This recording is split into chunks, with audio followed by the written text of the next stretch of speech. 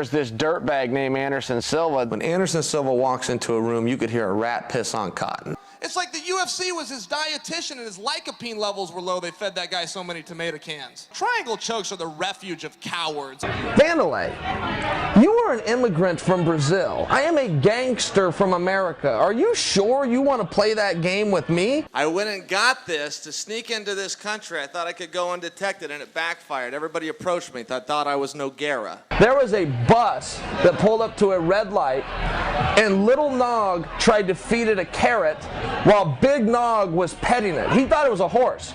Ariel, is that camera big enough to take in the largest arm in Westland, Oregon that has found its way to Houston, Texas? Because that thing looks a little bit small. Hi folks, this compilation is dedicated to the greatest trash talker in MMA, Chael P. Sonnen, and the P stands for period, end of discussion, no arguments. Chael Sonnen's vast repertoire of trash talking ranges from delivering amazing one-liners, launching unrelenting verbal assaults on other fighters, and delivering classic post-fight interviews. He revolutionized the concept of trash talking with his comedic sarcasm, witty responses, legendary stories, and ultimate showmanship. In this video, I put together a collection of Chael's best moments on the mic. Without any further ado, let's get into it. We will begin with Chael's one-liners that propelled him to UFC superstardom. There's this dirtbag named Anderson Silva. When Anderson Silva walks into a room, you could hear a rat piss on cotton. By the way, Anderson, if I want your opinion, I will beat it out of you. He's got a black belt under the Nogueira brothers. Yeah. I think a black belt under the Nogueira brothers is saying I got a free toy in my Happy Meal. I'm sure your rib did hurt. Your rib is inside of a coward. That's the problem your ribs got. Got the same problem your hand and feet have. They're attached to you, dummy. I'm going to be attached to you too for 25 minutes or until you give up. I'm going to put him on his prissy little ass. I'd light up a big old mouth cannon and I'd walk away laughing. Next up, Fact or Fiction, Travis Browne will fight for the title in 2012. Could you imagine? Are we live? We are live. No, what title? UFC title? Yes. No, sell. Well, when I go off, it's like a bomb, and anybody around me is going to get dirty, and that's the way that it goes. I got plenty of money, I got plenty of fame, I'm after 12 pounds of gold, and as far as I'm concerned, that belt is worth nothing more than a piece of tin when it's around his waist. I am the true middleweight champion. Look, you want to beat Anderson Silva? Go fight Anderson Silva. Anderson Silva, what did he ever do? One-legged Canadian and a math teacher and beat up a bunch of guys that aren't even good enough to be in the company anymore? It's like the UFC was his dietitian and his lycopene levels were low. They fed that guy so many tomato cans. Triangle chokes are the refuge of cowards. I would never stoop to that level to lock my legs around a man's head and squeeze. Next, we will move on to his unrelenting verbal assault on Anderson Silva, Wanderlei Silva, the Nogueira brothers, and others. Anderson Silva is easily the most unpopular fighter in this company. Well, Anderson's a fraud. He's a liar and he's a thief. This guy's not from a bowing culture. You bow in Brazil, they'll hit you over the head and take your wallet out of your pocket. He beat up a math teacher. He beat up a slow and unathletic light heavyweight, a couple of them. We don't have to fight. I issued him in writing, I sent it over my demands. He leave the UFC for no less than 12 months. He issued an apology to the fans. Simple things. And he erected a statue in my likeness in his living room that he bowed to each evening. He didn't accept them. Who cares how he leaves? Just go. He's been threatening to go for a long time. Nobody cares. We're ready to see him leave. He's a nuisance. He's annoying, and he doesn't have any fans. Anderson Silva, who I think I heard you mention is pound for pound, whatever that means, best, ducked me for 6 years. Have you heard the things I say about him? Those are fighting words. Those are fighting words from the time I was a kid in the 3rd grade through the time I'm a 30-year-old man right now. If somebody says it about you, you must fight him. And he ducked me for 6 years. Yushin Okami beat him, and he ducked him. Paulo Filho beat him in practice, so he ducked him. Lyoto Machida beat him in practice, so he became good friends with him and won't fight him. These guys are phony, and so's your pound for pound list. What was your question? Well, I was going to ask you, now that you bring it up, if you would have beaten Anderson, a lot of people would have considered you the best pound for pound. If I would have beat Anderson, Did you watch that fight? In what parallel universe can you punch a man 300 times? He wraps his legs around your head for 8 seconds and they declare him the winner. Anderson, and when you talk to me and you talk down to me, don't talk down to me and don't talk to me like you're my equal, because you're not. I stomped you before and I will stomp you again. In some parallel universe, you can hit a man 300 times, he wraps his legs around your head for 8 seconds, and they call him the winner. On the streets of Westland, Oregon, that is not the rules. I am the middleweight champion. I defended my championship tonight for the first time, and I am willing to give Anderson a shot at the true belt, the linear belt, the people's belt, from the best damn middleweight there's ever been. Is a part of you concerned that he won't take the fight? Yeah, I don't expect him to take the fight. He's a coward. I truly don't expect him to take the fight. You know, this guy walks around, I want the biggest fights. Well, there's no bigger fight than our rematch, stupid. Well, I want the toughest guys. Well, God never made a tougher man than me, and my name hasn't come out of your mouth once. All I can tell you is that Chael of today could beat up Chael 2 years ago. And Chael 2 years ago stopped this bomb. This thing on. Ladies and gentlemen, welcome to the pre-funk of Anderson Silva's retirement party, hosted by yours truly tomorrow night. Wanderlei's never in a million years going to sign Fight Me. I don't think he beats Chris Lieben tomorrow. Look, Wanderlei Silva has the worst record in the history of the UFC. Not just Zuffa owned. Take it back to the SCG days. There has never been a fighter to have 2 wins and 7 losses and to stay employed in this company. I believe he will be 2-8 tomorrow night. So I can't imagine how he could get on the docket with me. So no, I don't think Wanderlei and I's paths are going to cross. We spoke to Wanderlei on Wednesday, and we asked him about you, and he said that, obviously not a big fan of yours, he said that he wants you next, and when you do meet, his quote was, he will kill you and he will kill you fast. I'm wondering if you saw that interview, and what do you think of him saying that? Wanderlei, you are an immigrant from Brazil. I am a gangster from America. Are you sure you want to play that game with me? Listen, Wanderlei, I will do a home invasion on you. I will cut the power to your house, and the next thing you hear will be me climbing up your stairs in a pair of night vision goggles I bought in the back of Soldier of Fortune magazine. I'll pick the lock to the master room door, take a picture of you in bed with the Nogueira brothers working on your jiu-jitsu. I'll take said photograph, post it at www.dorksfrombrazil.com. Password, not required. Username, not required. That, Wanderlei, is how you threaten somebody, dummy. Take him a contract that puts him opposite of me, put a pen in his hand, roll the camera, and he will not sign it. Why not? Because he's scared and he sucks. This guy's delusional. This guy thinks his 22 wins in Japan were real. With a referee with an earpiece. Look, Wanderlei, you didn't win those fights in Japan. You had 1 fight in Japan, dummy. It was with Charles Crazy Horse Bennett and you got knocked out. So who do you want next? I want an easy fight. Anderson Silva, Wanderlei Silva. Either of the Silvas. Bigfoot Silva. They all suck. Give me a Silva. What was your reaction when you heard the Silva quotes that he was going to break all of your teeth and that you weren't going to be able to walk from the octagon? Well, that's like the big threat in Brazil. You know, we're going to send you to the dentist. He's not the first Brazilian to tell me that. The only resentment and confusion I have is the implication like they've got dentists on every other block in Brazil. You know, there's something wrong with your tooth in Brazil. Some guy, some witch doctor waves a fish bone in front of your face and hopes your mouth feels better.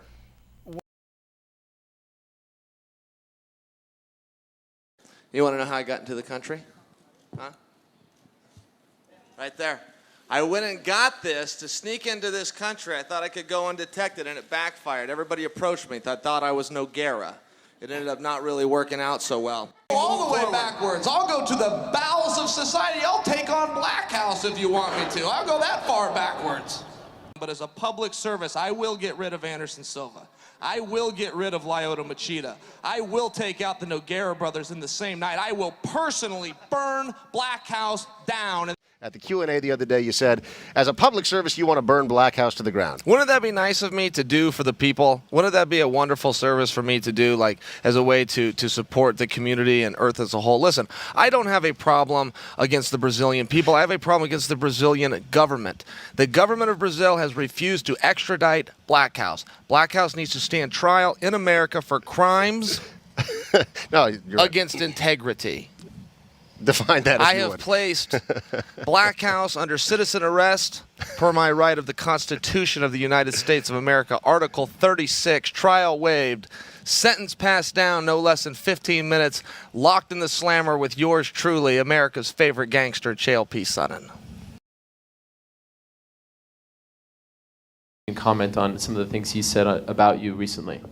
Well, I forgive Vitor. He's a fool. He knows not what he says. You can't hold a fool accountable because he got a little stupid in the media one time. Maybe you could give Vitor a couple of messages for me. First off, if my name comes out of his mouth again, I will bury him where he stands. And second off, tell Vitor to meet me at the hotel in 30 minutes because Daddy's got a plane to catch and I'm summoning him to carry my luggage.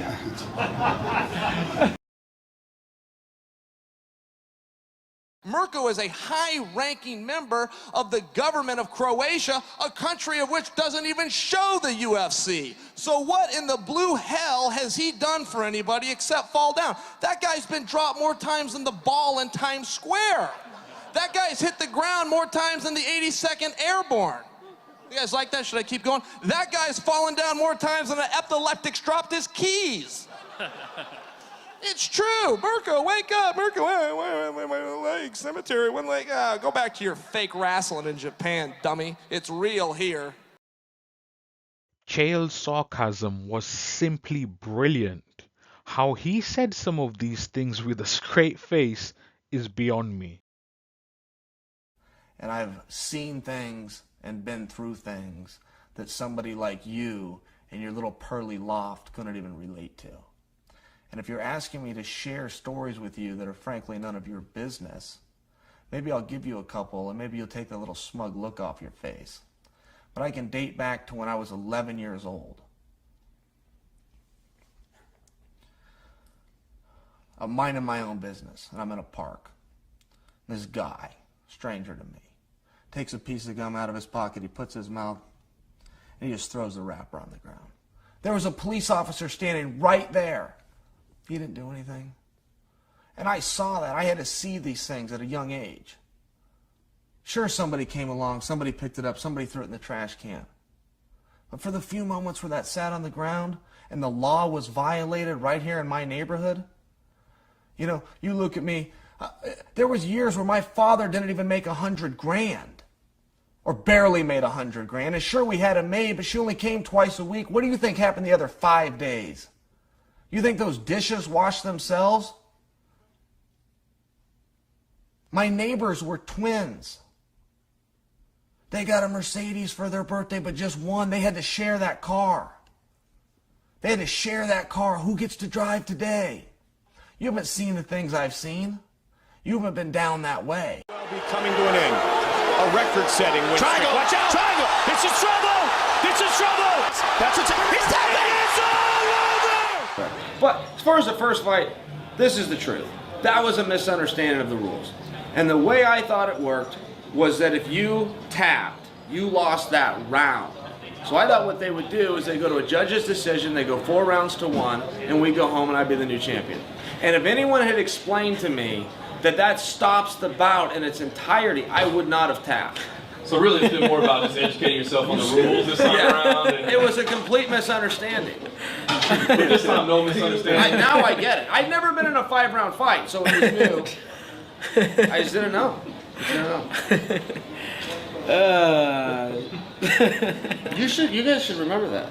You learn something new every day. The whole thing. Jason Lambert has Chael Sonnen and Ezekiel choke. I don't know if you've, I've never seen anyone finish with that in an MMA match. Yeah. It's very tough to do without a gi. Without a gi, yeah. I go and so, like that. so the guy, it's on forever. And the guy's corner, Jason's corner, is yelling at him, let it go, he'll stand you up, the referee will stand you up, that choke's not on. Yeah. But Chael is selling it. Chael's making little noises, he's going, I used to do that too. Yeah, let him waste everything. Yeah. And he's going to move around, he's riding it out because he knows he's ahead on points. So finally I stand it up, hey, this is not going anywhere, I'm going to stand it up, give you a chance to get back in the game. And afterwards, fight's over, and I come over to Chael, and he's really excited. He's like, so I was making this noise in my throat, and he thinks that it's working, but it wasn't, so I just kept making the noise, like, excited about the trickery he used. It's like, he's more excited about that than and that's why he was. And so then he tells me, and he goes, yeah, it wasn't even anywhere, it was nowhere near getting me.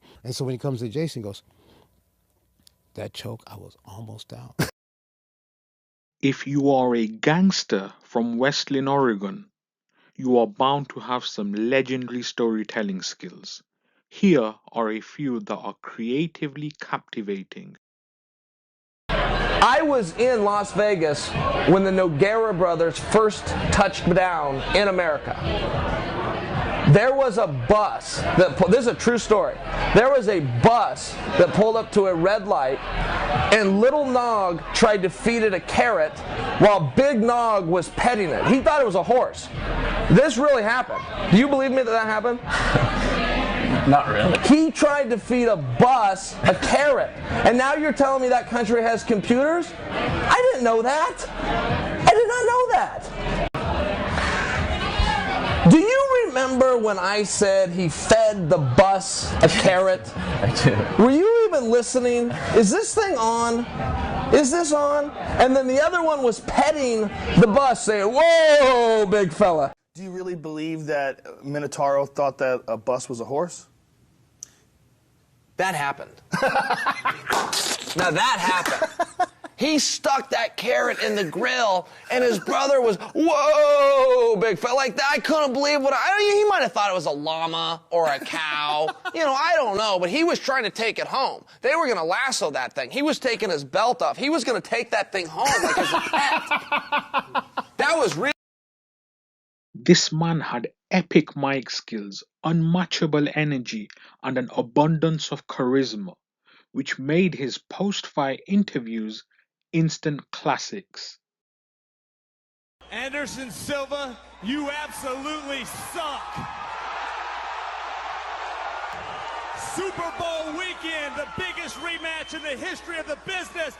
I'm calling you out, Silva, but we're up in the stakes. I beat you.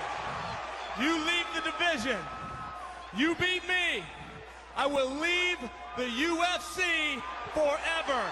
I want to know how you feel being only inches away from greatness.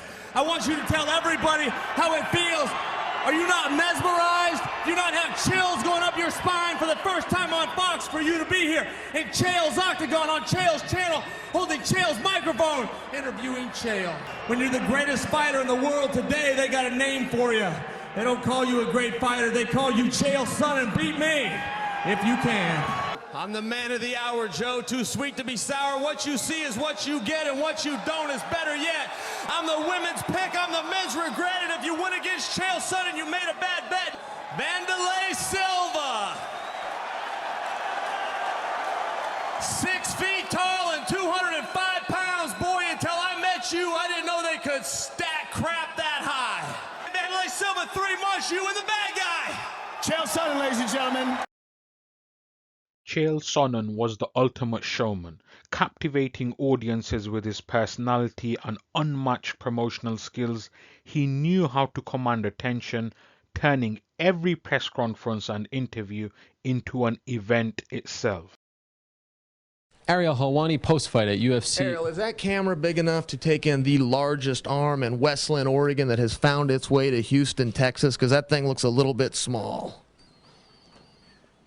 Yeah, I think it is. All right, well then we can continue. My phone rings, they call me up and they say, Chael, your testosterone level's too high. I say, well, how high was it?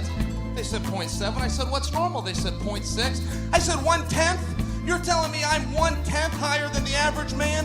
Retest that. You must have caught me on a low day. Well, now here's what you need to know. Elevated testosterone for the normal man for the normal was 0.6. I was 0.7.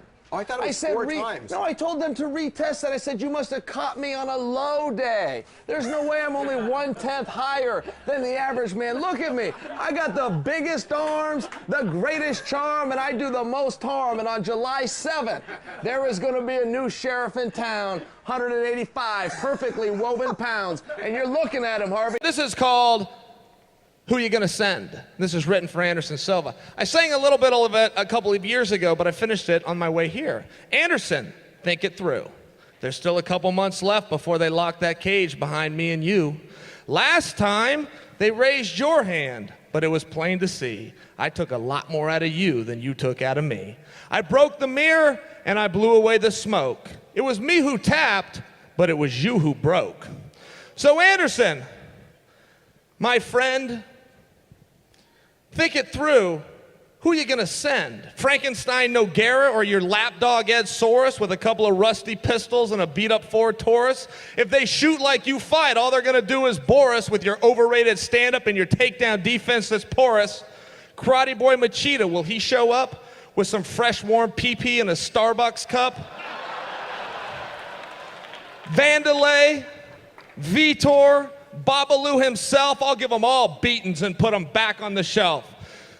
Come on trains, planes, or bikes, but here's a little advice. Don't send no one you like, because you come to my home running your mouth, you're going to be shaking hands with Jesus or the man further south.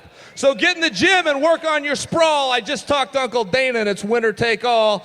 I'm going to leave you with some string and a whole bunch of welts. Going to need it to keep your pants up, Anderson, because I'm taking your belt. Now this is the award show where you, the fans, pick the winners. And thankfully, Adelaide Bird only gets 1 vote. You know what I'm talking about.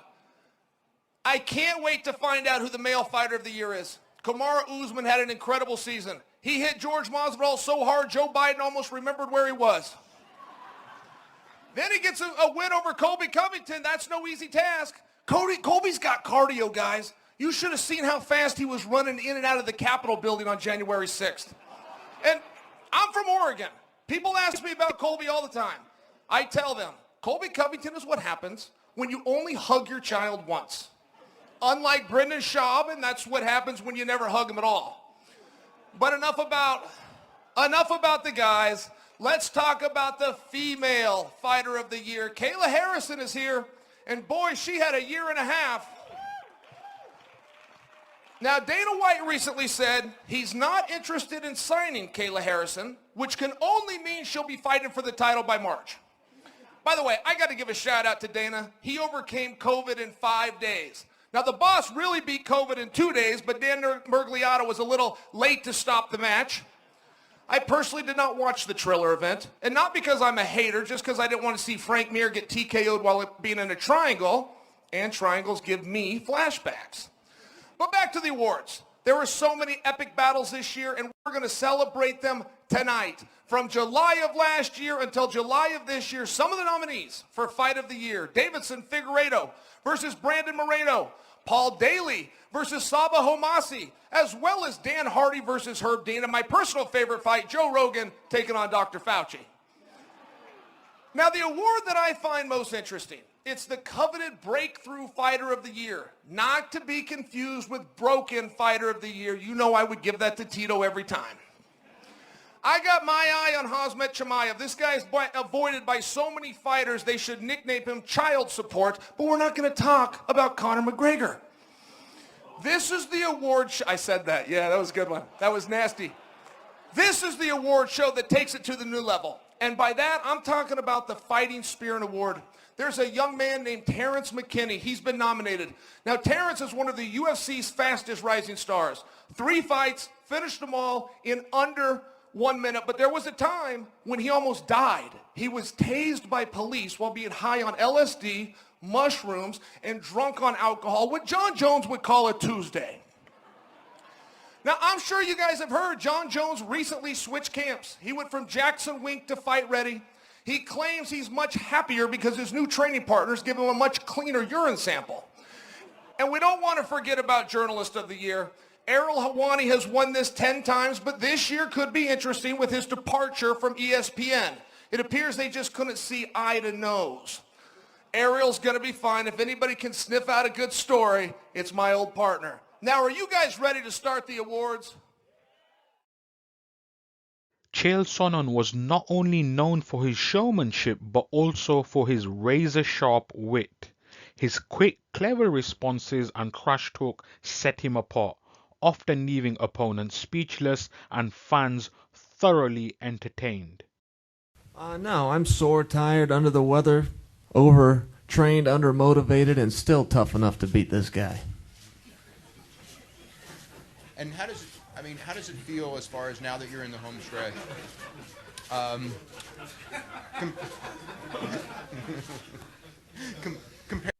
Tito, go ahead. Tell him what I do so well. Well, he talks well. His mouth has gotten him every fight, big fight that he's had. And every time when it's time to present and perform, he's failed. On Saturday night, it's not going to change. What I do well, I come in with heart, I come in with determination, I come in with hard work and perseverance. When I get my hand raised, I don't know why. And so all the millions of fans that have had my back over the last 20 years. Tito always says I'm using my mouth to get my opportunities. The only person I know that made money using their mouth is his ex-wife. Well, just to correct you, I was... This question is for Chael, over here to your left. I was just curious if you feel a lot safer about this fight now that it's been moved to Las Vegas. Well, you might want to check your local paper. You guys aren't exactly a haven for civility at all times. Just because we're in Las Vegas, all of a sudden, you know. Veio preparado e lutou muito bem. Go ahead, He lost it. Chael, what did she say?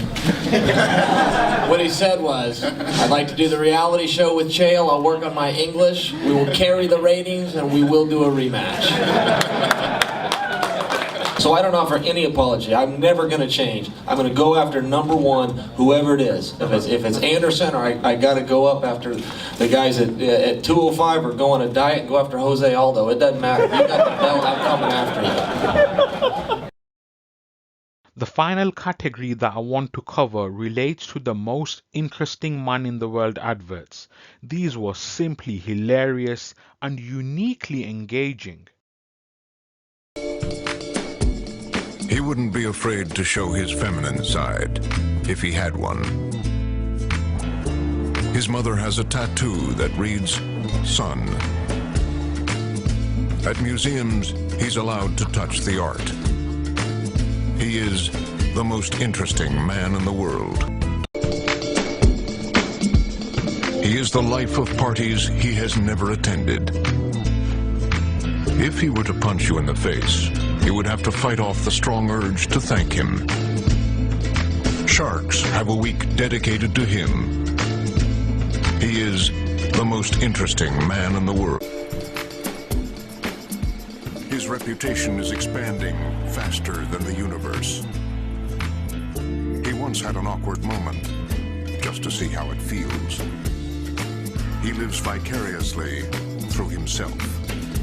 He is the most interesting man in the world.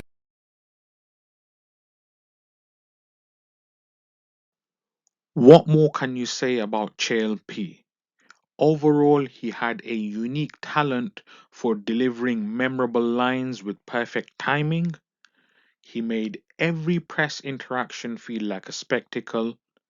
His ability to blend humor with confidence elevated his persona, solidifying his status as one of the most engaging personalities in mixed martial arts. Unlike many fighters who rely on aggression, Chael's trash talk was a masterclass in wit, intelligence, and psychological warfare. He had an ability to get under his opponent's skin whilst simultaneously entertaining fans with his humor and charisma. Sonnen's verbal jabs weren't just empty provocations, they were meticulously crafted monologues that often left opponents flustered and audiences hanging on every single word. In the end, Chael did not just trash talk, he elevated it to an art form. His words resonated not just with fans, but with the entire sport, influencing countless fighters in the future and establishing him as an undisputed king of MMA trash talk. And for these reasons, in my humble opinion, Chael P. Sonnen is the greatest trash talker in MMA history. Thank you everyone for listening. Please leave a like on the video if you enjoyed it. Also consider subscribing, that'll be very much appreciated. And I will catch you all again very soon.